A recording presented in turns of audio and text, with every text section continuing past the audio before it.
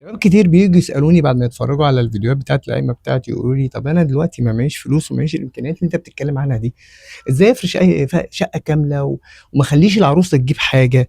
أنا فعلًا عايز أفرش الشقة ومش عايز أكتب قايمة، بس مش عارف أجيب منين؟" فكنت دايمًا أي حد ييجي يسألني السؤال ده أسأله: "أنت معاك فلوس قد إيه؟" يقول لي: "معايا قد كذا." أنا دايمًا أي حد بييجي يسألني باقول له حاجة صغنونة كده.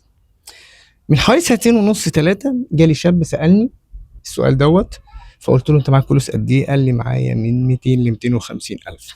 قُلت له: "حلو أوي، بُص يا باشا، أنت هتأجّل الجواز سنتين ونُص، 3 وهنشتري دهب بالفلوس اللي معاك دلوقتي وهنركن الدهب ده ولا كإنه موجود."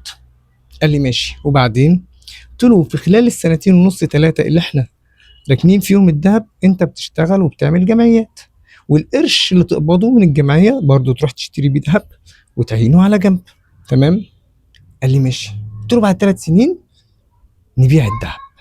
المهم الشاب الطيب ده من كام يوم كده جالي قال لي: "أنا عملت النصيحة اللي أنت قُلت لي عليها بالضبط، أنا اشتريت أكتر من 100 جرام دهب في خلال السنتين ونُص اللي فاتوا كنت باعمل جمعيات وآخد الجمعية من هنا أشتري بيها دهب لغاية ما بقى معايا حوالي 200 جرام دهب."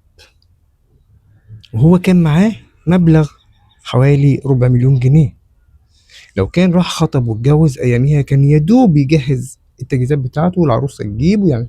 النهارده الشاب ده معاه حوالي 1.000.000 جنيه وشقته فاضل لها التشطيبات الأخيرة.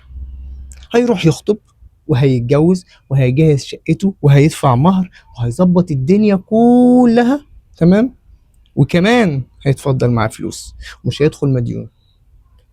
وخلّي بالكم الدهب هيزيد الفترة اللي جاية، على أول السنة الدهب هيزيد كتير جدًا فوق ما تتخيّلوا، فاللي معاه فلوس النهارده اشتري بيها دهب، الشهرين اللي جايين هيفرقوا معاك كتير، واللي معاه دهب النهارده ما تبيعوش حتى لو مزنوق، اصبر الشهرين اللي جايين، اسمعوا الكلام، بكرة تقولوا إن أنا نصحتكم نصيحة لوجه الله كانت أحلى نصيحة في حياتكم.